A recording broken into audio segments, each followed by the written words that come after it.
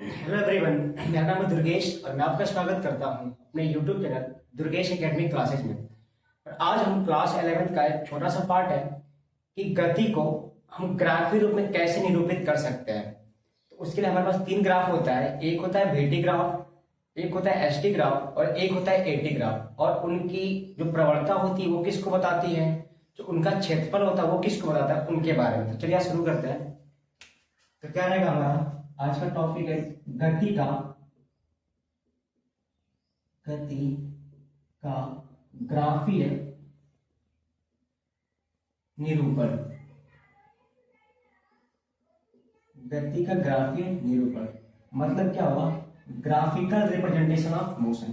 ठीक है, इसको दिखाने के पास तीन तरीके हैं। और पहला होता है वो होता है एक्सटी ग्राफ। एक्सटी ग्राफ कहेंगे, ठीक है, ग्राफ, या इसको हम एसटी ग्राफ भी कहते हैं। एसटी ग्राफ इससे हम दिखा सकते हैं। ठीक है, ये दो चीज हो सकता है, या तो डिस्प्लेसमेंट टाइम ग्राफ, यानी क्या, या तो विस्थापन समय ग्राफ होगा, विस्थापन समय ग्राफ होगा, समय ग्राफ। ठीक है, ये बोल लेंगे। देखिए, जब अगर ये विस्थापन समय ग्राफ होगा तो उस ग्राफ का जो स्लोप होगा, जो प्रवणता होगा, जो इसकी प्रवणता होगा,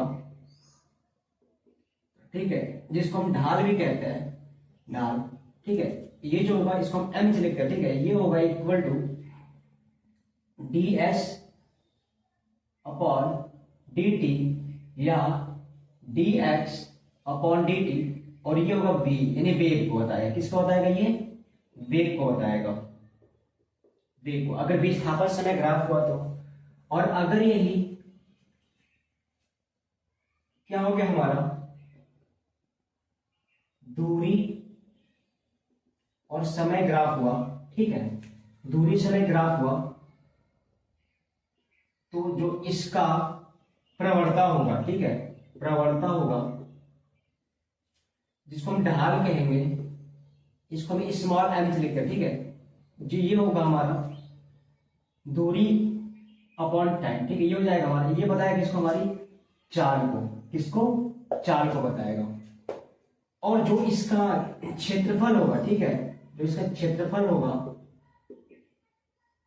ये किसी भी भौतिक राशि को नहीं बताएगा, किसी भी भौतिक राशि को नहीं बताएगा। ठीक है, मतलब इसका कोई मतलब नहीं रहेगा, इसके क्षेत्रफल का। ठीक है, इस तरह का विस्थापन समय ग्राफ है, जो इसका भी जो क्षेत्रफल होगा वो भी किसी भौतिक राशि को नहीं बताएगा। तो यहाँ पे क्या रहेगा, जो हमारा एस टी ग्राफ है या फिर एक्स टी ग्राफ है, अगर ये विस्थापन समय ग्राफ है तो जो इसकी प्रवणता होगी वो वेग को बताएगी, और जो इसका क्षेत्रफल होगा वो किसी भौतिक राशि को नहीं बताएगा। अगर वह दूरी समय ग्राफ है तो जो इसकी प्रवणता होगी वो चाल को बताएगी, और जो इसका क्षेत्रफल होगा किसी भौतिक राशि को नहीं बताएगा। फिर पहला निरूपण होता है। जो हमारा दूसरा होता है वो होता है हमारा वीटी ग्राफ। वीटी ग्राफ है, ठीक है, इसके भी दो पार्ट बनते हैं। या तो ये क्या हो सकता है, वेग समय ग्राफ, वेग समय ग्राफ हो सकता है। तो इसमें इसका भी क्या, प्रवणता,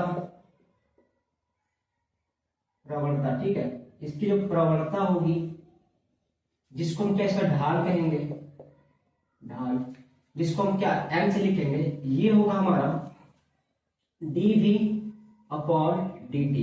और एक किसको बताएगा, हमारे त्वरण को, इसको त्वरण यानी कि ए को बताएगा। मतलब क्या हुआ, जो dv अपॉन dt होगा, जो ढाल होगा वो क्या होगा, इसका त्वरण होगा, त्वरण को बताएगा। और जो इसका क्षेत्रफल होगा, ठीक है, क्षेत्रफल इसका vt ग्राफ का, वेग समय ग्राफ का, वो बताएगा विस्थापन को, विस्थापन को, ठीक है, विस्थापन को बताएगा। यानी कि हम यहाँ पे s या फिर x ले सकते हैं, विस्थापन को बताएगा। दूसरा, अगर ये क्या हुआ, चाल समय ग्राफ हुआ, चाल समय ग्राफ है, तो इस केस में जो इसकी प्रवणता होगी, जिसको हम इसका ढाल कहेंगे, इसको हम m से लिखेंगे। ये बताएगा किसको, हमारी v अपॉन टी, यानी कि चाल अपॉन बटा में समय, ठीक है। तो ये बताएगा किसको हमको, ये भी हमारा क्या रहेगा, त्वरण ही रहेगा, ठीक है, त्वरण ही रहेगा, यानी कि एक को बता देगा। और जो इसका क्षेत्रफल रहेगा, क्षेत्रफल, ये किसको बताएगा, ये हमारा दूरी को बताएगा, ठीक है। विस्थापन था, यहाँ पे दूरी को बताएगा, दूरी को। ये हमारा क्या हो गया, VT ग्राफ हो गया। तीसरा हमारा आता है AT ग्राफ। AT ग्राफ, इसको बोलते हैं हम त्वरण समय ग्राफ कहते हैं, ठीक है, ग्राफ। इसका देखिए, जो इसकी प्रवणता होगी, प्रवणता, जो इसकी प्रवणता होती है, जिसको हम ढाल कहते हैं, ठीक है, ढाल, इसको हम m से लिखते हैं। ये होता है हमारा क्या, dA अपॉन dt, ठीक है। इसको बोलेंगे हम जड़, क्या बोलेंगे, ये जड़, ये जड़ को बताता है, ठीक है। और जो इसका क्षेत्रफल होगा, ठीक है, वो बताएगा किसको, हमारे वेग को या चाल को बताएगा, ठीक है। तो ये हमारा क्या होता है, 3 ग्राफ होते हैं।